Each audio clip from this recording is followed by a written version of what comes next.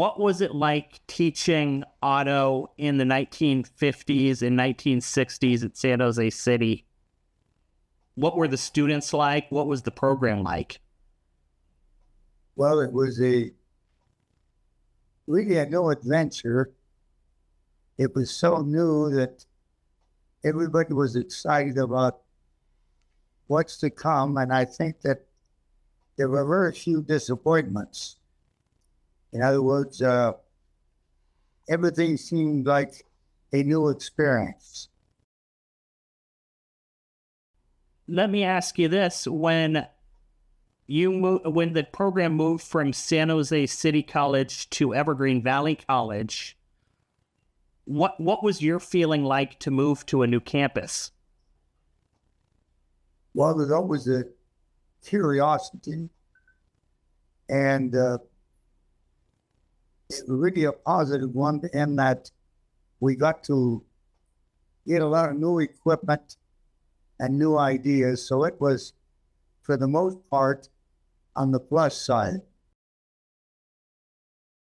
What did the automotive shop look like? Can you describe it for me? Well, we had relatively modern equipment, pretty much up to date. And we had access to a lot of information from different manufacturers that we didn't have before. So it was, for the most part, a plus experience. I read that you partnered with Ford. You partnered with General Motors. Yes. Tell me about that working partnership. Well, it was a very positive one, in that I got to go back to Detroit for Ford for several weeks on special training and understand more about not only their manufacturing processes, but also the market. What was good and what was bad. How did the students benefit from that? I think they got a broader base of understanding about what the manufacturing process was all about. It wasn't just a single way of doing something, but a varied ways of doing the same thing. So it gave us a greater depth of understanding. You know, one of your co-teachers was Gene. I think he was a student with you. Yeah. Tell me about him. Tell me about him being a student and then being a co-teacher with you. Well, as a student, there was nothing I could think of that could have made him a better student. There was never any question about assignments that were due and how well they were done. So his good student attitude passed on to his teaching skills, where he was very successful and very well accepted as a teacher. What type of teacher was Gene? Well, I think he was the type of teacher that understood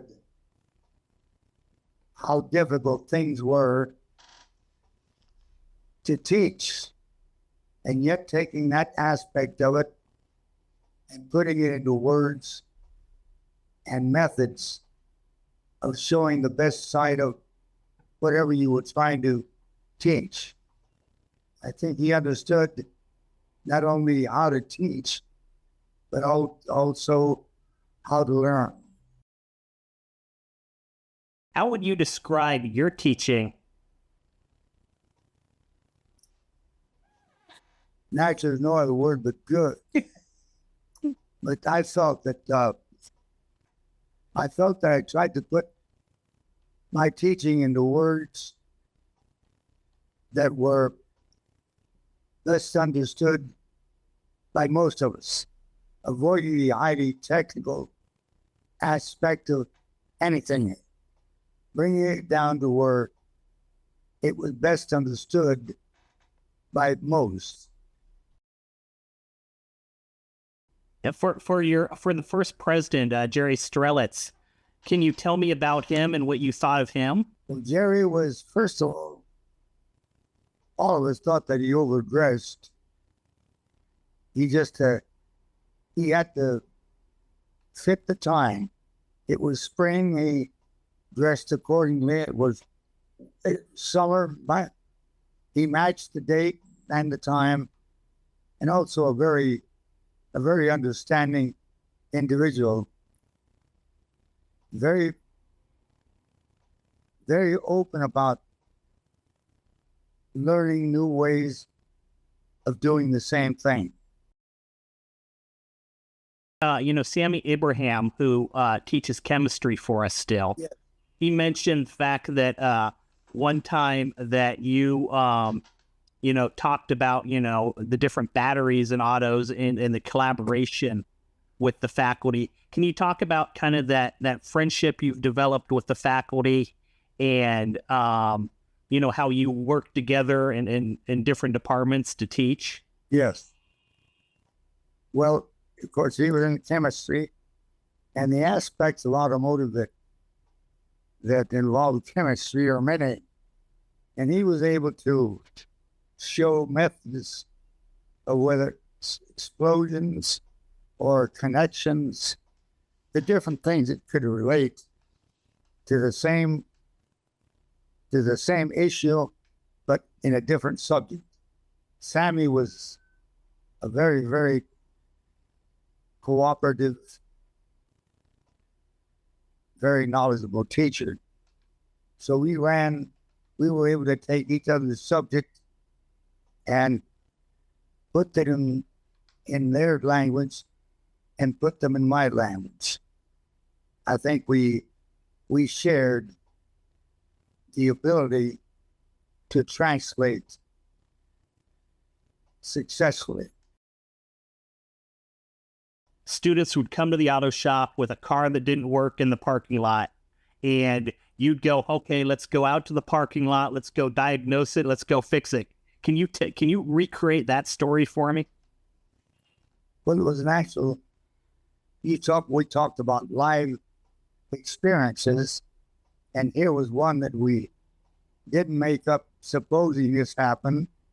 Here we had an issue where here is something that is happening. So we had to take it right from the beginning all the way through to the end. And it was a very, very effective tool that you didn't have to make up. It was there, and all of us were presented with the same problem, and many of us several came up with different answers to the problem. However, it was a very good learning experience.